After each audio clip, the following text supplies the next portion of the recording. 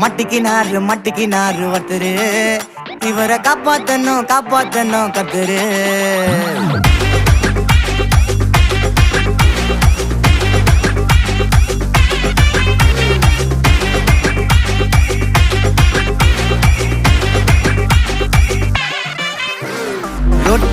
ரொட்டு கடை குருமா, திரும்பி உனக்கு வந்து அச்சுது பாரு கருமா. வாஷிங் பவுடர் நிறுமா, கொஞ்சம் வாய சுவையும் பொத்துக்கிட்டு இருமா. ஓ நிலைமையத்தான் நினைச்சு சிரிமா.